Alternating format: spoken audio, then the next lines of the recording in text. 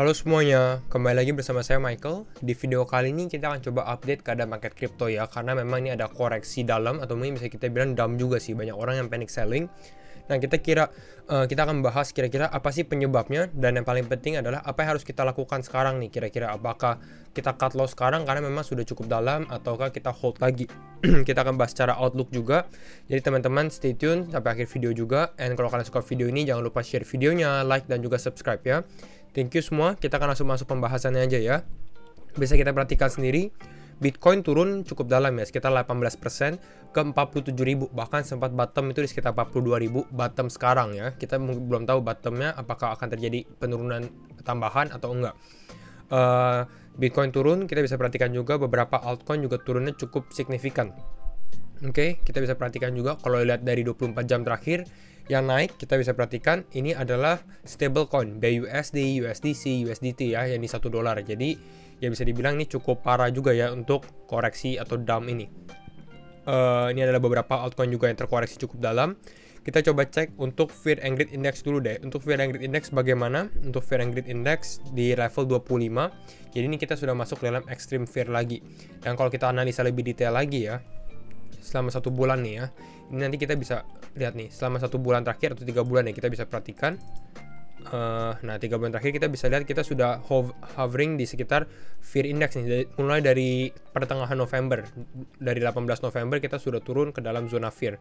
Kapan kita bounce, nanti kita coba bahas ya. Nah kita bahas dulu alasan-alasannya nih, kenapa sih bisa turun. Jadi ini sebenarnya banyak alasan menjadi satu lah, alasan pendukung juga sebenarnya ya. Yang pertama itu kemarin baru saja dirilis unemployment data dari Amerika juga ya, dan di sini kita lihat juga dari NBC dia bilang apa. NBC bilang beritanya bahwa ekonomi added just 210.000 jobs last month. Jadi untuk di bulan November atau di bulan Oktober ini hanya sekitar 210.000 doang target jobsnya. Jadi istilah ini underperform. Kenapa? Kalau kita perhatikan lebih dalam lagi, di sini dibilang bahwa kalau misalnya di bulan Oktober ini perkembangan atau pertumbuhan dari ekonomi Amerika itu sudah bagus gitu ya. Makanya banyak ekonomis yang had been expecting a gain, atau misalnya bisa dibilang kenaikan jobs itu sekitar 535.000 pekerjaan lah istilahnya ya. Tapi kalau kita bisa lihat sekarang, kenyataannya berapa? Kenyataannya itu hanya sekitar 210.000. Artinya ini di bawah targetnya. Berarti underperform ya. Jadi ini ya salah satu faktor ya yang mendukung juga. Bukan hanya unemployment rates doang sih, sebenarnya kita bisa lihat juga ada inflation rates yang tinggi dan ada COVID-19 pandemic juga ya teman-teman. Kita bisa perhatikan di sini dari ada Omicron varian baru yang bisa menimbulkan uncertainty atau keadaan yang tidak begitu jelas di ekonomi gitu. Makanya secara ekonomi banyak yang masih mengambang. Kita lihat juga sebelumnya di video ini kemarin deh, di video beberapa hari lalu yang di sini market crypto tidak menentu, kita sudah ada membahas juga. Kita membahas apa? Kita membahas bahwa si Will Clemente bilang open interest ini lagi tinggi-tingginya nih. Dan biasanya kalau open interest lagi tinggi seperti ini akan terjadinya flush out. Bisa ada potensi terjadinya flush out gitu ya. Di sini kita lihat ada Bitcoin Futures Interest dan juga yang CME ya. Open interest without CME. Dan di sini dia baru bilang nih, dia bilang now do you guys believe me, karena banyak yang nggak percaya bahwa bisa turun gitu. Nah itu alasan kedua juga, market over leverage. Dan di sini kita sudah sering mention juga sih bahwa memang market ini lagi over leverage sekali, dan ini bisa kita lihat memang ini secara Bitcoin exchanges estimated leverage ratio ya, ini cukup tinggi sekali dan masih tinggi. Tapi kalau kita perhatikan, saya coba zoom lebih dekat ya. Nah, kita bisa perhatikan di sini, ini tanggal 26 Desember, masuk ke bulan Desember. Nah, ini 3 Desember, sedangkan pada saat terjadinya dump itu di 4 Desember. Jadi belum terupdate datanya, kita harus menunggu. Tapi kalau dengan seperti ini, banyak yang bilang ini sudah leverage flush out. Jadi semoga nanti pada saat data ini sudah ada, kita coba update lagi. Semoga ini sudah turun leverage ratio-nya sendiri. Oke, kita bisa perhatikan juga dari exchange Bitcoin long atau short ratio. Di sini kita bisa lihat nih, banyakkan orang kalau main futures ini dia short atau long. Kalau short itu maunya harganya turun, kalau long harganya naik. Dan kita bisa perhatikan sekarang karena adanya flush out dan Bitcoin turun jauh ya, kita bisa perhatikan nih. Sekarang mayoritas lebih condong ke ke short. Kita bisa lihat ini sampai di BitMEX sampai 70% short gitu ya. Jadi orang-orang sudah perspektifnya sudah lebih ke arah wah ini Bitcoin bakal mengalami penurunan lagi gitu ya. Sebelumnya kita sempat bahas juga di video ini masih di tengah-tengah sebenarnya. Jadi itu satu indikasi lagi. Dan kalau kita bisa perhatikan juga di sini dari data likuidasinya ya, total liquidation dalam nih 1 jam terakhir, 4 jam terakhir, 12 jam terakhir ya. Ini cukup besar sebenarnya ya. Ada sekitar 417.000 traders were liquidated. Kalau kalian main futures mungkin kalian ada salah satunya juga. Ya, jadi ini cukup salah satu yang terbesar sih sebenarnya ya. Lalu apalagi data yang kita bisa kasih lihat lah. Nih satu faktor pendukung lagi sebenarnya ya, walaupun ini nggak terlalu berkaitan. Itu adalah Evergrande. Ya mungkin teman-teman tahu kasusnya Evergrande sendiri, kita nggak akan terlalu bahas itu. Intinya dia perusahaan besar yang banyak utang gitu ya, dan utangnya ini sangat membuat cemas beberapa ekonomi dunia lah gitu ya. Dan di sini breaking news, Evergrande says they cannot make good on their financial obligation. Jadi di sini bisa dibilang Evergrande nggak bisa bayar utangnya nih gitu. Ini adalah statementnya. Kalau misalnya kalian mau baca lebih detail lagi ya, ini statement dari China Evergrande sendiri. Bahkan sudah ada beritanya juga nih. Dan di sini kita bisa lihat bahas dari sini, China Guangdong summons Evergrande boss after debt repayment warning. Jadi ini bisa dibilang ini salah satu pemerintah China udah memanggil bosnya Evergrande gitu. Untuk apa? Untuk berdiskusi, mungkin membantu untuk membayar utangnya juga. Di sini kita bisa lihat China Central Bank regulators step in to try reassure market. Ini mulai central bank atau pemerintah mulai masuk nih. Kira-kira sih begitu ya. Hopefully ini bisa terselesaikan juga, karena kalau misalnya nggak selesai soal Evergrande ini, makroekonomi jadi tambah secara makro ya lebih tambah uncertain lagi gitu. Ada COVID, ada inflasi, ada unemployment rate, ditambah Evergrande sendiri dan hutangnya sendiri kalau teman-teman yang kurang mengikuti ya cukup besar sekali ya. Ini 300 billion dollars in liabilities atau utangnya sendiri. Jadi ini mungkin kalau dirupiahin itu mungkin sekitar 4.000 triliun. Jadi besar ya, bukan nominal kecil. Oke, kita lanjut lagi. Nah, di sini ini kita sempat mention juga nih di beberapa video lalu, mungkin sekitar 1 minggu yang lalu juga, tentang rasio Bitcoin, di mana kita lihat whales are depositing Bitcoin to exchanges. Di sini kita bisa lihat secara on-chain datanya aja. Kalau misalnya on-chain data sudah bilang, wah ini sudah banyak Bitcoin yang masuk ke dalam exchanges, dan kita tahu kalau Bitcoin masuk ke dalam exchanges, biasanya itu jadi inflow-nya naik ya. Biasanya itu berarti mau ada tradingan. Kalau di sini kita lihat whales, berarti paus ini mau melakukan sesuatu gitu ya. Karena dimasukkan ke exchanges mungkin mereka mau menjual Bitcoin. Dan kita harus berhati-hati kalau misalnya seperti ini ya. Dan sebaliknya, kalau misalnya whales mengirim Bitcoin atau withdraw Bitcoin to mereka punya wallet, external wallet, nah itu tanda-tanda bullish karena untuk di hold. Dan di sini kita bisa lihat nih, ini di November 23 sempat kita ada, kalau nggak salah saya ada video juga ya, bahwa memang rasionya di sini whales-nya ini udah naik gitu sampai hampir 91%. Berarti memang harus mungkin ada tanda-tanda market akan ada fluktuasi tinggi, dan ternyata benar hari ini kejadian juga ya penurunannya. Jadi kita lihat dari tadi yang saya sudah jelaskan, banyak berita sekali yang cukup uncertainty juga ya dari keadaan sekarang. Dan kalau misalnya teman-teman mau lebih, saya mau ya istilahnya kalau mau masuk mau yakin gitu ya, salah satunya sebenarnya kita bisa lihat di FOMC meeting. Ini adalah Federal Open Market Committee atau Federal Board Central Banknya Amerika lah, meeting untuk regulasi-regulasi yang ada, bahkan untuk kira-kira proyeksi ekonomi ke depannya itu bagaimana untuk Amerika dan mungkin dunia juga, karena memang penting juga, ada banyak orang yang melihat. Jadi ini tanggal 14 sampai 15 kita lihat mereka punya regulasi itu bagaimana ya, salah satu tanggal yang bisa kita perhatikan. Lalu kita lihat nih, tadi itu sebelum market crash, sekarang kita lihat setelah turun Bitcoin bagaimana, apakah ada perbaikan dan lain-lain gitu ya.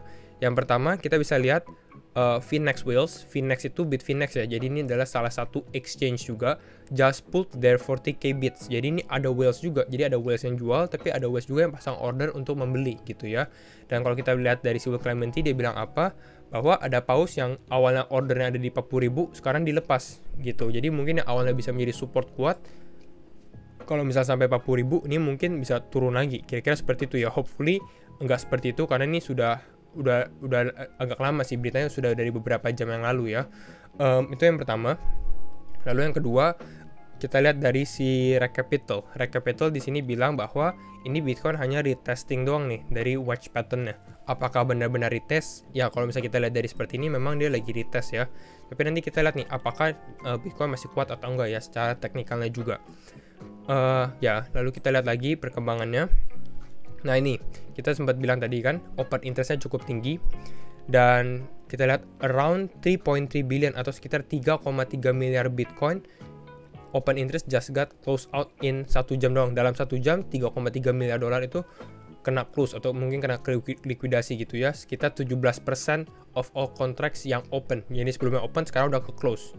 Dan ini yang namanya leverage flush gitu ya. Karena banyak orang yang long, ternyata di dalam market turun semua. Yang bagusnya secara short term, ya kita perhatikan ini secara short term. Ini kan dari 28 November ya. Ini dari rasio open interest-nya dari all exchanges di crypto. Bisa kita perhatikan open interest-nya memang turun jauh ya. Penurunannya cukup jauh. Jadi ini salah satu yang cukup bagus. Udah istilahnya ada riset, ada risetnya ya. Lalu kalau kita lanjutkan lagi, ini apa ya? Nah ini aggregate funding rates juga. Jadi kalau kita lihat funding rates juga, aggregate funding has finally flipped negative for the first time in nearly 2 months. Jadi sekarang orang-orang nih memang tadi kita lihat ya, sudah lebih ke arah bearish. Yang kita lihat rasio yang di sini nih, sudah agak bearish dan memang ini kita bisa perhatikan bahwa funding rate-nya sudah negatif. Artinya ya, kalau misalkan di futures yang short bayar ke long gitu ya, tapi kita nggak usah terlalu teknikal. Ini adalah salah satu tendensi lah, market sudah mulai bearish dan biasanya kalau misalnya market sudah ada fear dan lain-lain, mungkin kita bisa bounce. Mungkin. Lanjut lagi beberapa data selanjutnya. Nah ini, apa yang harus kita lakukan deh sekarang dengan adanya berita-berita yang ada seperti ini ya. Yang pertama, kalau menurut saya kita harus lihat dulu nih, portfolio teman-teman, apakah kriptonya adalah fundamentally token bagus atau enggak gitu ya. Jadi istilahnya kalau misalnya kripto masuk bear market gitu, bear season, ini kita udah prepare buat worst scenario. Apakah token-token ini masih kuat dan mungkin masih bisa bertahan di cycle berikutnya.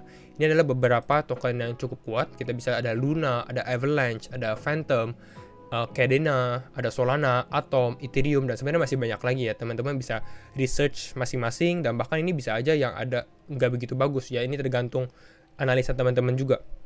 Kalau misalnya fundamentalnya kuat, harusnya kita nggak usah terlalu takut juga istilahnya ya, karena kita kalau lihat dari secara jangka panjang, ini adalah inovasi yang bagus dan memang yang menarik lah untuk kedepannya. Hopefully sampai sekarang sih masih uptrend gitu ya. Dan kalau kita lihat lagi, the developers in crypto, kalau misalnya fundamental kuat, backingannya kuat, ini bukan hanya wah market turun mereka keluar dari perusahaannya, nggak kayak gitu ya. Mereka akan tetap developing gitu ya, karena ini adalah salah satu teknologi yang baru. Jadi ya coba pertanyakan itu ke masing-masing portfolio teman-teman juga. Lalu kalau kita perhatikan dari secara psikologi market gitu, psikologi retail, ini kita bisa lihat dari si TechDev, dia bilang apa? Waktu di bulan Juli, waktu kita sebelum bounce, memang nih market banyak yang istilahnya sudah melihat wah ini bakal turun lagi, bakal bearish, dan ternyata memang kita naik ya. Biasanya itu seperti itu, market rebound di saat market itu sudah kehilangan kepercayaan gitu ya, sudah banyak yang bingung apakah ini kita bakal bearish dan lain-lain ya. Ini kita lihat di bulan September atau ya kalau nggak salah September kita juga di sini. Apakah kita bakal turun lagi ya? Ternyata kita bounce lagi. Dan sekarang di sini mungkin sekarang sudah agak lebih bawah ya, karena ini belum terlalu update chartnya. Jadi kira-kira seperti itu. Nah sekarang kita lihat nih secara teknikal bagaimana dan apa yang lebih tepatnya. Apakah sekarang boleh membeli atau enggak? Sebenarnya kalau kalian tanya beli atau enggak, kalau kalian buat jangka panjang gitu ya, kita perhatikan sekarang.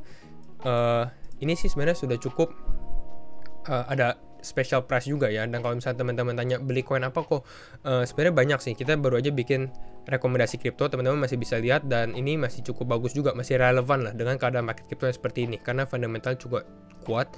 Nah kalau untuk sekarang, tapi saya lihat sih lebih baik kita perhatikan dulu nih apakah market bakal stabil atau enggak. Kalau saya rasa sebenarnya ini kita mungkin akan lebih ke arah konsolidasi dulu gitu ya. Jadi walaupun kita turunnya cepat, jangan terlalu expect kita bakal naik cepat juga gitu. Mungkin kita akan turun, kita konsolidasi mungkin di sini 1 minggu 2 mingguan gitu ya. Istilahnya istirahat dulu di sini gitu ya, konsolidasi, atau mungkin akan ada sedikit penurunan, baru kita mungkin bisa bounce back up lagi ya. Tapi salah satu hal yang kita harus lihat bahwa untuk sekarang ya, kita sudah bilang ini market sudah turun dari trendline yang sebelumnya kita buat. gitu. Jadi ini benar-benar harus kalian waspada juga ya. Trendnya sudah turun dan bahkan sudah melebihi ekspektasi ya. Kita sempat bilang mungkin bisa turun ke golden ratio 0,618, tapi sekarang kita sudah di 47.000. Nah, jadi ini harus hati-hati walaupun masih ada satu cukup indikasi ya. Indikasinya apa? Yang masih cukup positif itu adalah di sini. Kita tuh sebenarnya masih membentuk higher low gitu ya di sini ya. Kita masih naik lah istilahnya ya. Jangan kita turun ke bawah, karena kalau kita turun lebih bawah dari yang base sebelumnya, nah ini salah satu indikasi yang gak begitu bagus. Oke, kira-kira begitu. Jadi ya masih, kalau untuk sekarang sih masih ada projection, mungkin kita masih bisa recover lagi di tahun depan ataupun di akhir Desember, tapi ya harus diupdate lagi ya. Itu saja video sekedar update dulu untuk dari saya.